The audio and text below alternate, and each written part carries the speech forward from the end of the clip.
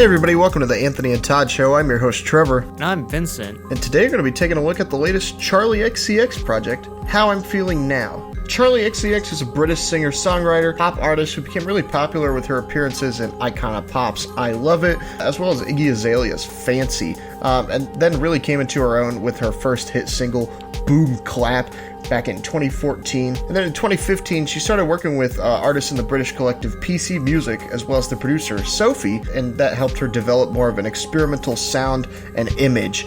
Follow this up with 2019's Charli, the record from last year that we really enjoyed. She was the most experimental and risk-taking that she had been up until this point, and worked with collaborations with artists like Christine and the Queens, Lizzo, Haim, Cupcake, Clairo, Troye Sivan, just a lot of big names. But that was followed up by an even more experimental outing where she teamed up with 100 Gex on the Ringtone remix earlier this year, along with Rico Nasty and Cara Cara Bonito, which has been one of my favorite tracks of this year so far. Sometimes I go back and listen to Boom Clap, and I cannot believe that this is the same artist. The growth and the development in Charli's character up until this point has been exponential. It has just been huge, and I seriously can't believe it's even the same person. How I'm Feeling Now, her latest album, is her fourth studio album. I say studio with air quotes, because this was made entirely in self-isolation with producers over Zoom. And everything has a very DIY kind of feel. So it talks about themes like isolation and being away from friends and family and missing them. And everything just has this very like do-it-yourself kind of feeling to it. Yeah, I think one of the things I enjoy about this the most is that it lets her character shine through a lot more. Since the atmosphere is so loose, it allows her personality to take more focus, where on her last album, Charli, I enjoyed it because you get these experimental soundscapes and you get these huge features. It was very ambitious, but I think all the overall elements that made that project so special kind of took away from what made Charli special, in a sense. Not that it made the project weak, but I feel like Charli, in a sense, wasn't letting her own personality shine through as much as this project lets her shine through. Because when you take out a lot of the over ambition on this thing and it lets her shine through and she becomes a lot more relatable and personable on this, I think there's some moments that really were super captivating on her last. This album really doesn't have because of that ambition, but I think this one, just the personality alone of her becoming more relatable to me makes it more interesting. And I think even looking back on a particular moment, I think the track Claws really showcases that, where she's just talking about her partner and how she just loves everything about him. But I also like how like the music video, like that's the cheap green screen music video that she made from her home, like it showcases a personality, and she's like wacky and goofy, and like it's all just a big rip, but it's funny. Like it showcases a side of her I haven't really seen yet, which is really, really nice. And like I think that kind of reflects through the rest of this album. Even when you get to these like emotional constraints, I think that charm still shines through. Yeah, I agree with that wholeheartedly. One of the things I use Facebook for the most is keeping up with the artists that I enjoy, and I go and like their pages, and then I end up as a top fan of theirs, like how I am of Charli XCX on Facebook. I love her posts and the personality that really like oozes out of the pictures and the blog posts and videos that she puts on Facebook for everybody to see. Like, I feel like in a sense when Charli's last album was released last year, she like put up this very experimental, ambitious front. I almost in a sense like feel like we didn't get any of her personality, and it reminded me a lot of like how Daft Punk operates, where like we don't get anything from the creators behind Daft Punk. Like there's always that mask as the barrier, you know what I mean? I feel like Charli like really put up that same like barrier, and while the album I thought was really good, we didn't really get like her personal character.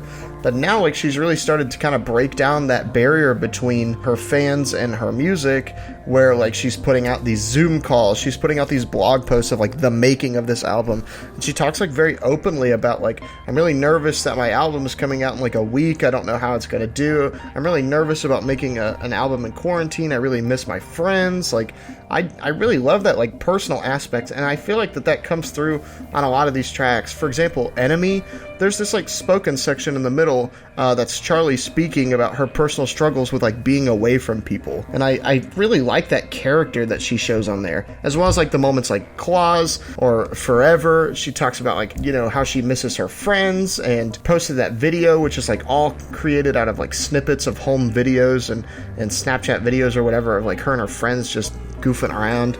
I really like these. These are very endearing moments to me. I think one of the things that this album does really well is it like meshes the boundary of sweet and abrasive. The soundscapes on this are way more sharp at times, inconsistently throughout the entire thing. There's also like with that edge brings a sense of playfulness, which is very exciting, that like goes throughout the entire project, which is very distorted, glitchy, but there's like a sense of hope and optimism in it, which is really nice. I think the production that A.G. Cook brings and B.J. Berto brings is very systematically effective at making like perfect pop tunes, but with a ton of risk also added to the soundscapes, and how sometimes you'll get these weird huge dance breakdowns, or everything will be overwhelming or thumpy or glitchy or distorted. I think it just ends up taking risk, but at the same time playing it safe with these pop tunes. Even when you feel like you can make it through an entire track without it doing that, like Claws, I think it's like pretty safe. At the end, it just starts to unravel. Like you feel like the threads of the song just completely unraveling. Like you can't make it through a song without it being like experimental in some way. I really enjoyed that. I think Claws showcases why Dylan Brady of 100 Gex is like so talented at what he does, because he can get to the core of like what is insanely mesmerizing and hypnotic, but still push the boundary of how far can I push this into a same realm of experimentation at the same time. Other tracks I really enjoyed include Party for You. I love this party on you, like constantly in the background. It feels very frail and like revealing. I really enjoyed that. Apparently this is like a fan favorite track, but it's just never been released properly. The last two tracks I find to just be complete bangers. I love Anthems and Visions. I thought they were just awesome tracks. If I had to pick a least favorite song, it would probably be C 2.0 or Click 2.0, which is a remix of the track Click from the last album. I just didn't care for like how obnoxious that like click click click click vocal sample or like vocal distortion at the very end is. Like I just found that to be really annoying. But if that's like the worst thing that I could pick out, like I really think this is a very solid album. I don't find a lot of the experimentation to be overbearing or annoying. Like I actually find it to be a really endearing mix of like a human side of Charli, as well as that like more ambitious, experimental, hands-off kind of side of Charli. Like I think that they mesh really well together. I think that's what kind of makes it the most relatable, is you get this well-rounded personality throughout the entire thing. It's not just one persona, but at the same time it isn't carried by the production or the features, where like I love Lizzo's performance on the last album, I love Big Frida on the last album, but they kind of took away from Charli in a sense. Like they gave us these moments that kind of like separated, and it's nice just to have a project where you solely focus on her. Keep in mind the scores, if you telling me this right now, I think this is an A+.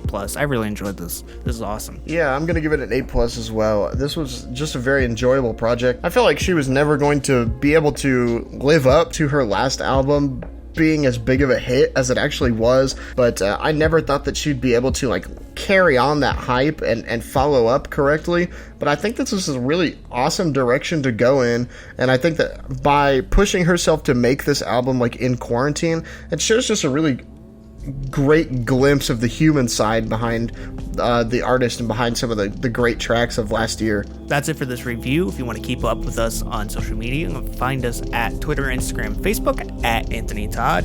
You can find us at patreon.com/The Anthony and Todd Show. We just updated our Patreon reward tiers. Make sure you check us out on there. And you can also find us on Podbean, Stitcher, Apple Podcasts, Google Play Podcasts, and Spotify by searching Anthony and Todd Show in your favorite podcast browser. We have a new format, and we have a new episode with Dark of the Supra on there, so make sure you check that out. But until next time, guys, I've been Vincent. I'm Trevor. And see ya, boyos. Bye, everybody.